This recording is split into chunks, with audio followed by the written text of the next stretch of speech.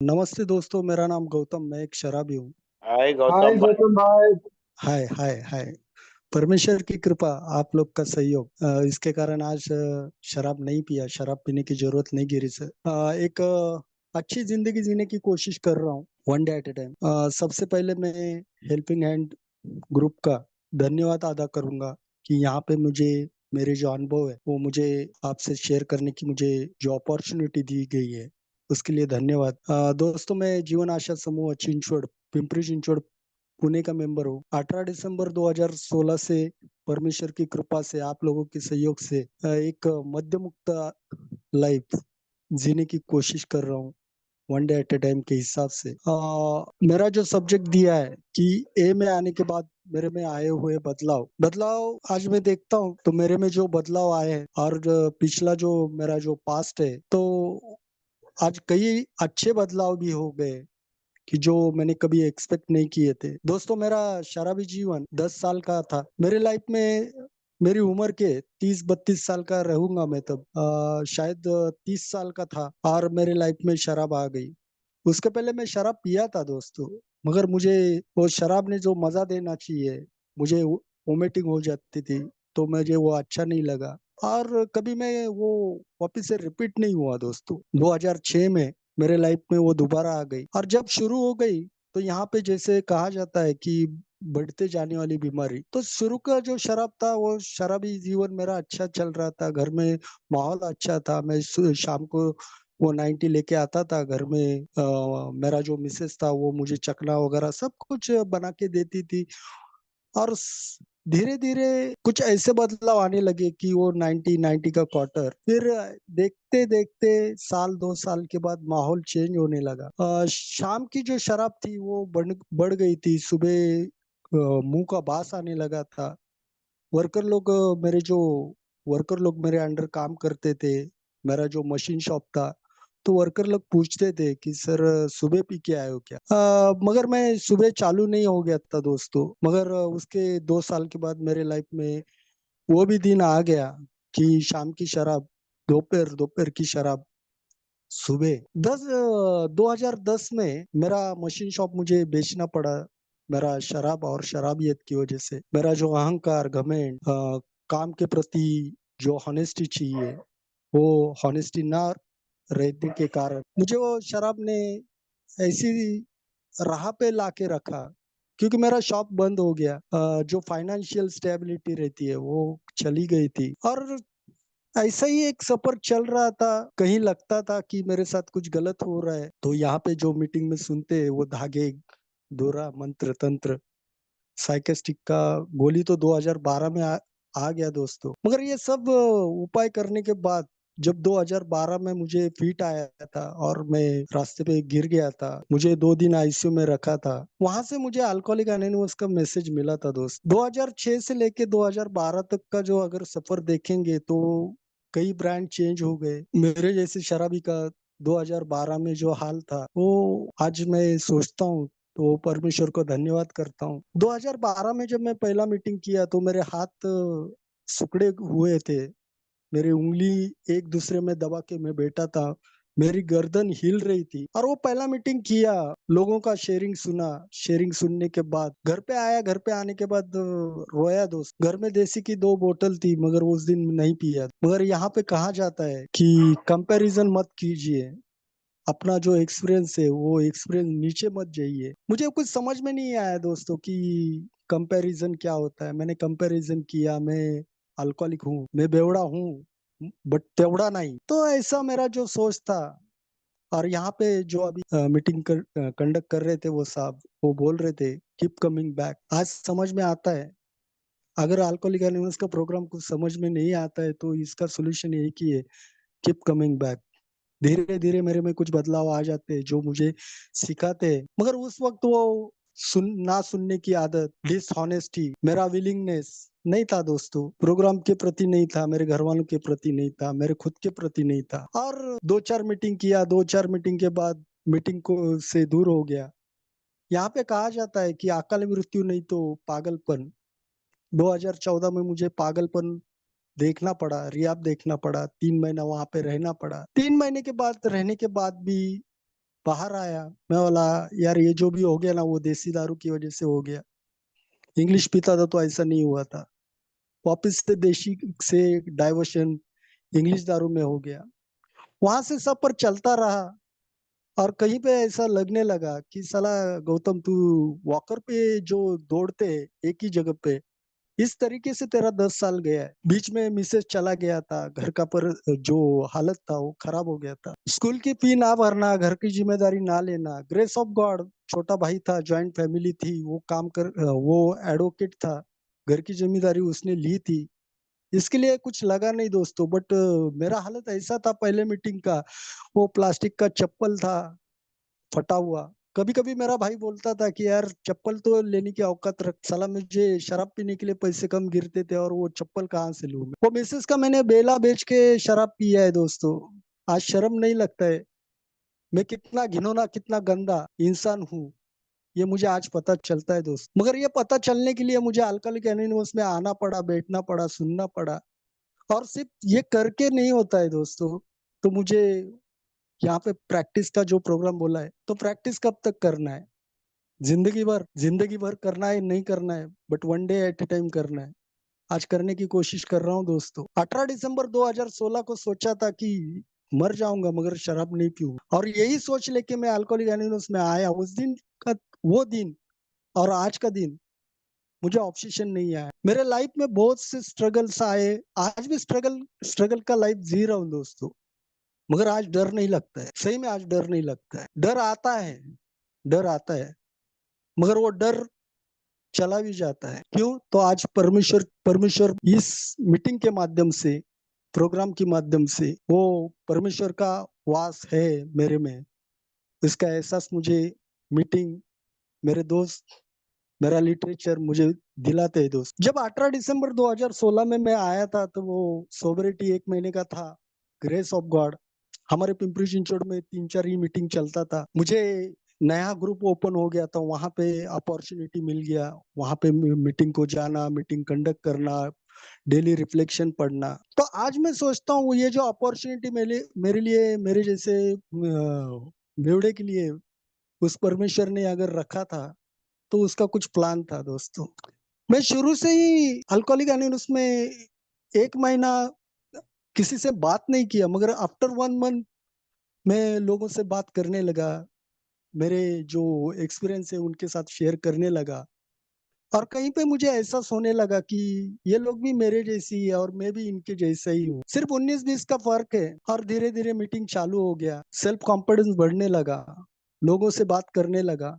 लोगों से बात करते ना हुए वो लोगों से दोस्ती भी होने लगी। जो लोग मेरे बारे में मेरे से बात करते थे, वो लोग ना रहते हुए वो मेरे भाई बन, मेरे नजदीक के भाई, जो मेरे बारे में सोच सकते हैं, अच्छा सोच सकते हैं, मुझे कुछ सजेस्ट इन द सेंस, उनके एक्सपीरियंस से मुझे कुछ सिखा सकते हैं। तो ऐसा कहीं पे भी एहसास होने लगा।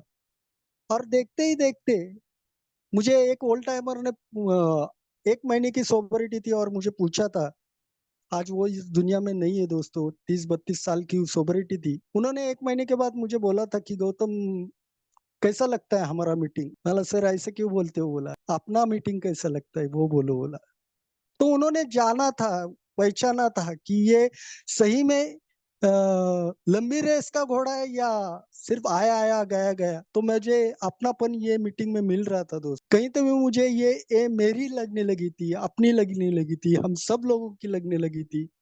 और मैं घुल मिल के रहने लगा दोस्त। धीरे धीरे सोबरिटी बढ़ती है दोस्तों। अगर मैं one day at A time के हिसाब से चलने की सोचता हूँ, और मेरा अगर हॉनेस्टी रहेगा मेरे में, जो विलिंगनेस जो चाहिए था वो विलिंगनेस था दोस्तों।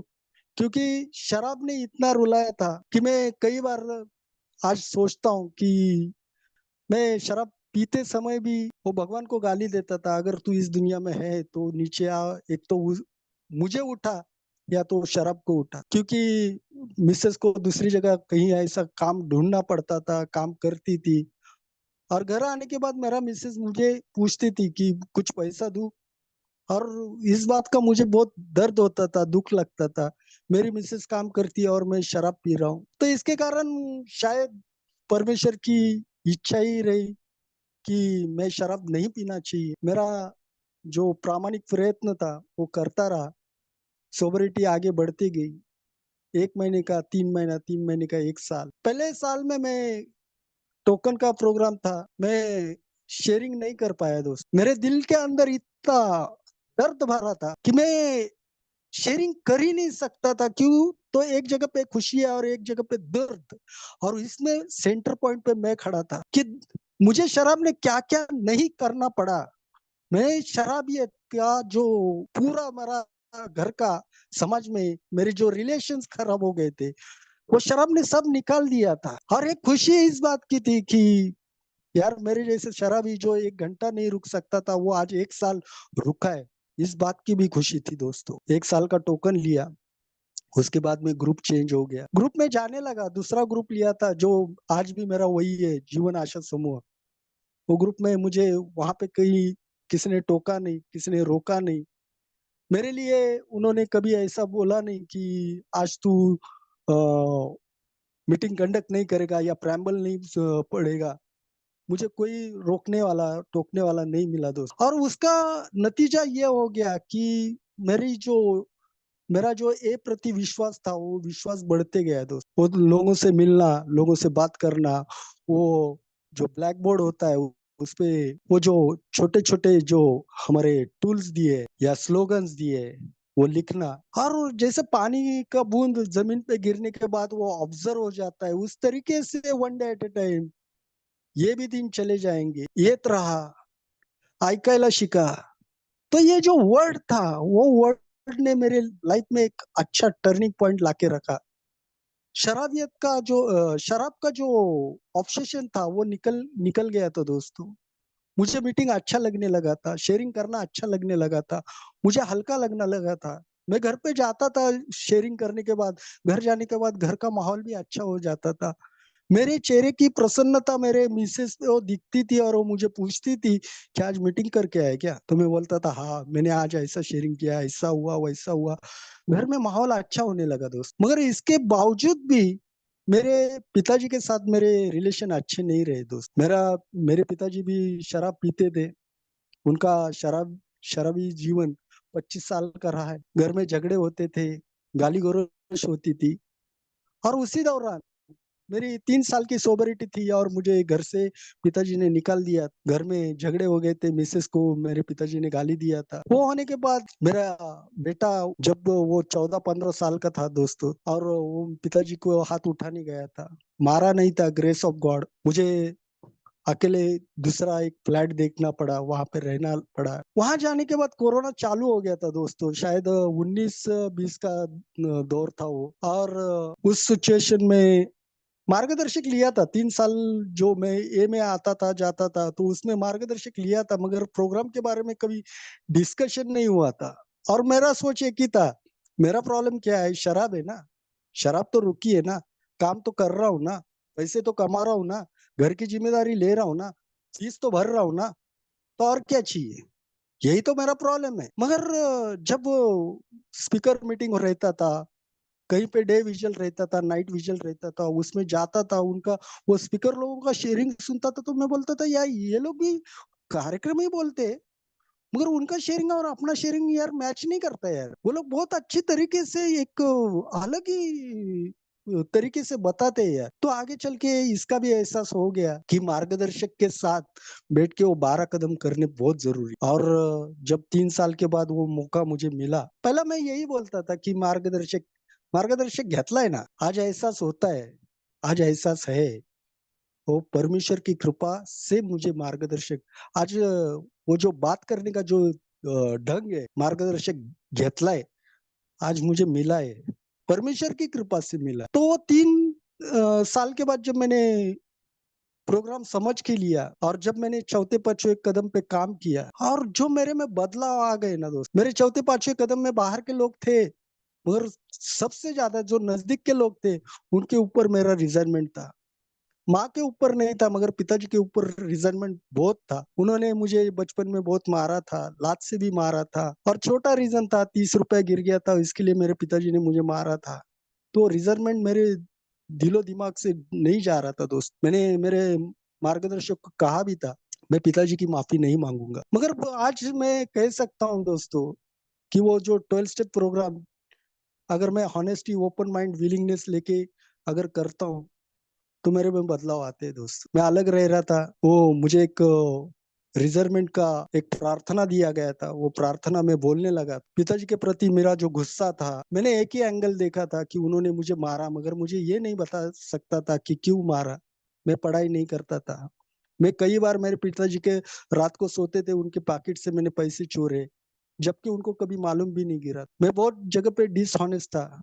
ये बात मुझे समझ में नहीं आ रही। जब उनके प्रति प्रार्थना चालू किया और अप्रैल में कुछ मैंने प्रोग्राम समझ के लिया था, 5 मई को मेरा जन्म का बर्थडे होता है, तो उस बर्थडे के दिन मैंने मेरे पिताजी को घर पे बुलाया। उनको शराब रुकने के पहला 3-4 साल और शराब ए में आने के बाद रुकने के बाद 3 साल, 7 साल हो गया था मैं पिताजी से बात नहीं किया था। मगर पिताजी को खाने पे बुलाया, उनसे बात किया, उनको बताया कि मेरे लाइफ में आज क्या चल रहा है। खुले दिल से बात हो गई दोस्तों। और उन बातों में मैंने पिताजी को बोला कि मेरे से बहुत सी गलतियां हो गई, तो उसके बारे में चर्चा हुई। मैं उनकी तरफ उंगली ना करते हुए मेरे जो जो भी मेरी तरफ का जो ये था वो मैंने उनको बताया। उन्होंने मुझे गले लगाया, छोड़ बोले, ये पुरानी बातें हो गई। और देखते ही देखते उनके साथ मेरा रिलेशन अच्छा हो गया दोस्त। अच्छा इन द सेंस, हम लोग एक दूसरे से बात करने लगे थे। वही मेरे लिए बहुत था। 1 जून आ गया, मुझे मकान खाली करना पड़ा था।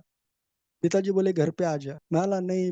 पापा बोला, मैं मराठी में अन्ना बोलता हूँ। मैं बोला नहीं अन्ना, बोला आप शराब पीते हो, घर में राड़े करते हो, मुझे अच्छा नहीं लगता है और मैं नहीं आऊंगा। अरे आ तो सही बोले। 2020 का वो दौर रहेगा, तो मैं घर पे गया। Grace of God, grace of God, मेरे पिताजी का 25 साल का शराबी शराबी जीवन था। उस दिन का, वो दिन और आज का दिन, मेरे पिताजी शराब से दूर है दोस्त। मुझे ये ने क्या दिया, मैं लफ्जों में, शब्दों में बता नहीं सकता हूँ दोस्तों। मुझे सोबरिटी मिली, मुझे सांस, सबसे इम्पोर्टेंट मुझे सांस मिली दोस्त। सोबरिटी बाद में आती है, पहले सांस मिली। सोबरिटी बाद में आने के बाद आज घर में जो माहौल देखता हूँ तो हंसी खुशी माहौल है दोस्तों। आज जिम्मेदारी का एहसास है। किसी को दर्द ना देना, किसी को दुख ना देना, किसी को समझ के लेना, किसी के प्रति रिस्पेक्ट रखना, किसी के प्रति मैं उसके लिए क्या कर सकता हूँ, ये भावना आज आने लगी है दोस्तों। मगर वो पहला वैसा नहीं था। जो इंसान उसकी मिसेस का बेला बेच के अगर शराब पीता है तो वो शराब का ताकत कितना था। और मुझे वो शराब ने मेरी जो इंस्टिंग है, कि जो मेरी महत्वाकांक्षा तो शराब ही थी दोस्त। मुझे शराब के लिए ही जीना था, शराब के लिए ही मरना था। तो ऐसा वो दौर से आज परमेश्वर ने मेरे इतना अच्छा लाइफ, मैंने कभी जिंदगी में सोचा भी नहीं था कि यार मेरे लाइफ में ऐसा कुछ बदलाव आएगा। मगर 2022 का जो टाइम था, अक्टूबर दिसंबर का महीना था, मेरा मम्मी बीमार गिरा था दोस्त। और मम्मी बीमार गिरने के बाद जो हॉस्पिटलाइजेशन किया, हॉस्पिटलाइजेशन में बहुत से खर्चा हो गया दोस्त। मगर आज मैं उस बात को देखता हूँ तो मैं वो परमेश्वर का शुक्रिया अदा अदा करता हूँ कि मुझे एमेंड्स का मौका उस परमेश्वर ने दिया था। मेरी हैसियत नहीं थी, मेरी औकात नहीं थी। 3.5 4.5 लाख रुपए का खर्चा आया था, भाई ने 1.5 लाख रुपया दिया था, आज भी याद है। मगर परमेश्वर ने वो मेरे से करा के लिया। ऐन वक्त पे पैसा कहाँ से आया, आज भी उस बात पे सोचता हूँ। बाद में मेरा कर्जा, मुझे एक लोन भी हो गया। वो कर्जा लोगों का जिसका लिया था वो भी दे दिया। माँ भी 10-12 दिन आईसीयू में थी। उसके घर लाने के बाद भी हम लोग महीना 1.5 महीना ऑक्सीजन लगाते थे। और ऑक्सीजन पे मेरी माँ का जो भी है, खाना पीना, रहना, उसका दवाई वो करता रहा दोस्तों। देखते ही देखते मम्मी की मम्मी में सुधार आने लगा था। उसी दौरान जब मैंने हॉस्पिटल से मेरी माँ को लाया था, तो मेरी माँ रात को या सुबह सुबह जब टॉयलेट जाती थी, मैंने एक शेयरिंग सुना था दोस्तों कि मेरी मम्मी, वो बंदे ने शेयरिंग किया था, वो बोला था कि मेरी मम्मी ने मुझे नहलाया है, आज वो बूढ़ी हो गई है तो आज मैं उसको नहलाता हूँ। मेरी मम्मी इतनी वीक हो गई थी कि वो लैट्रिन के टाइम में उसको ठीक से बैठने को नहीं आता था कबर्ड पे, मैं उसको पकड़ के बैठता था। मैं बोला मेरी माँ है यार, मैं मेरी मिसेस को नहीं बोल सकता हूँ, क्यों, तो उसकी माँ नहीं है। लैट्रिन को उसको बिठाता था, वो लैट्रिन करती थी। लैट्रिन जब करती थी तो वो लैट्रिन भी मैंने साफ किया दोस्तों। ये मेरा बड़कपन नहीं है दोस्तों, ये बड़कपन नहीं है। वो एमेंट में कुछ कर सका। 2-4 दिन के बाद मेरा मिसेस, भाई का मिसेस, वो लोग उनको डायपर चेंज करना, ये मेरे से वो परमेश्वर ने करके लिया। मम्मी का रिकवरी मिल गया, मम्मी अच्छी हो गई, मम्मी चलने फिरने लगी। मगर कई क्वेश्चंस ऐसे होते हैं जो एक राह में छुपे होते हैं, तो आगे क्या होने वाला है मुझे मालूम नहीं था दोस्त। मगर इस साल 16 फरवरी 2024 में मेरी माँ गुजर गई दोस्त। 8-10 दिन उसको मैं अस्पताल में रखा भी था, उसकी सेवा भी की। लंग्स में प्रॉब्लम था, रिकवरी पॉइंट नहीं मिला इस बार। और आज सोचता हूँ कि वो परमेश्वर ने जो 1-1.5 साल हमारे बीच में जो मम्मी को भेजा था, ये परमेश्वर की कृपा थी। वो बोनस लाइफ मेरी मम्मी को दिया था, क्योंकि उसी टाइम में मेरी मम्मी चली जाती थी। मगर आज उस बात को आज एहसास होता है दोस्तों, कि अगर मैं शराब पीता था, पहला बात तो मैं जिंदा नहीं रहता था, वो बात की बात है। मगर अगर रहता भी था, जो आदमी मम्मी के मिसेस का बेला बेच के शराब पीता है, वो आदमी क्या क्या रिकवरी दे सकता था, क्या खर्चा उठाता था। और मेरी मम्मी का अगर कुछ कम ज्यादा हो जाता है तो मैं खुद को कभी माफ नहीं कर पाता था। इतना मेरे से परमेश्वर ने करके लिया दोस्त। आज घर में सबको समझ के लेने का कोशिश होता है दोस्त, किसी के साथ गलत बर्ताव नहीं करता हूँ। कई बार मैं आज 7 साढ़े 7 की साल की सोबरिटी है, कई ए मेंबर के साथ मेरा बात करना होता है। बहुत से टाइम में मैं डिप्रेशन में चला जाता हूँ। डिप्रेशन इन द सेंस, क्या होगा, कैसा होगा, कब होगा, ये क्यों नहीं हो रहा है, तो ये चिंताएं मुझे भी सताती है दोस्तों। मगर मुझे एक मालूम है दोस्तों, अगर मुझे जिंदा रखा है, अगर मेरे में सांस डाली, अगर मुझे ए में रखा है, अगर मुझे 12 कदम का प्रोग्राम मुझे अल्कोहलिक एनोनिमस के माध्यम से अगर मिला है, अगर मैं मीटिंग करता हूँ, अगर मैं मेरे ए मेंबर के, जो मेरे भाइयों के बीच में रहता हूँ, तो उस परमेश्वर की कुछ अलग कृपा है और अलग मेरे लिए प्लान है। क्योंकि मैं इस बात को मानता हूँ दोस्तों, अगर 2013-14 में ही अगर मुझे मर जाना था, तो मुझे आज जिंदा रखा है, मध्य मुक्त रखा है, एक का सभासद रखा है, तो पिक्चर अभी बाकी है मेरे दोस्त। आज कुछ करने का अच्छा लगता है। जब मीटिंग जाता हूँ, मीटिंग कंडक्ट करता हूँ, आज तो अभी तो मीटिंग कंडक्ट नहीं करता हूँ, चाय बांटने का ही काम करता हूँ। गए 3-4 साल से मुझे अच्छा लगता है ग्रुप की सेवा करना, लोगों से बात करना, वो ब्लैक बोर्ड लिखना। और मैंने इस दौरान कई बार ऐसा देखा है कि किसी के साथ जमता है, किसी के साथ नहीं जमता है। कई बार ऐसा लगा है कि दूसरा ग्रुप चालू कर दूं। मगर मुझे एक बात मालूम है दोस्तों, मैं ग्रुप भी अलग बना सकता हूँ, मगर मैं अलग क्रिएट नहीं कर सकता हूँ। तो मुझे इन्हीं लोगों के साथ रहना है। और यही लोग थे जब मेरा रिकवरी पॉइंट शुरू करने के लिए आए थे। इन्हीं लोगों की वजह से, इन्हीं मेरे भाइयों की वजह से आज मुझे रिकवरी पॉइंट या मध्य मुक्ति अगर मुझे मिली है, तो किसी पे गुस्सा करना, गुस्सा आना जायज है दोस्तों, मगर गुस्सा करना आज नहीं होता है दोस्तों। क्यों? जैसे मैं बीमार हूँ, वो भी बीमार है। शायद ऐसा हो सकता है कि तेरे में बीमारी का पार्ट कम रहेगा, उसमें ज्यादा रहेगा। तू उसको समझ के नहीं लेगा तो कौन लेगा? इस बात का एहसास आने लगा है दोस्त। किसी के साथ झगड़ा नहीं है, कहीं पे भी झगड़ा नहीं है। आज मुझे अच्छे से याद है कि मैंने 8 दिन पहले का क्या खाना खाया, या कल मैंने क्या खाना खाया, तो वो याद करना पड़ता है। तो ऐसे कई झगड़े हो जाते हैं, कई अनबन हो जाती है। मगर मैं आज भूल चुका हूँ उस बात को, मुझे याद भी नहीं किस बात के लिए झगड़े हो गए थे। तो आज मैं भाई लोगों के साथ, मेरे ए मेंबर के साथ, या मेरे घर वालों के साथ क्यों झगड़ रहा हूँ? अगर मेरे घर वाले नहीं रहते थे, ए मेंबर नहीं रहते, तो इस दुनिया में मैं ही नहीं रहता। तो इस बात का एहसास है, मुझे एमेंड्स में जीना है। मेरे कैरेक्टर डिफेक्ट्स आज भी ऊपर आते हैं दोस्तों। मैं आज साधु संत नहीं हो गया है, मगर मुझे कीप इट सिंपल ने बता दिया है, यार सिर्फ एक दिन का तो प्रोग्राम है यार, आज के दिन कर ले, कल का कल देखेंगे यार। देखते देखते यार स्वभाव शांत हो गया है, सुनने की आदत लग गई है, सुनाने की आदत कम होती जा रही है, समझ के लेने की आदत बढ़ते जा रही है। उसके लिए मुझे प्रार्थना करना पड़ता है। मगर प्रार्थना करता हूँ। सुबह उठने के बाद प्रार्थना करता हूँ। बगैर प्रार्थना के मैं आज तक बाहर नहीं गया। ये में आने के बाद मेरा जो भी ये रहेगा, जो भी प्रॉब्लम रहेगा, वो पॉज़ नहीं ले पाता हूँ मैं। पॉज़ लेने की मुझे प्रार्थना बोलना पड़ता है। जब मैं प्रार्थना बोलता हूँ तो मेरा जो संतुलन है, जो मेरा जो दिमाग है वो शांत हो जाता है, माइंड शांत हो जाता है।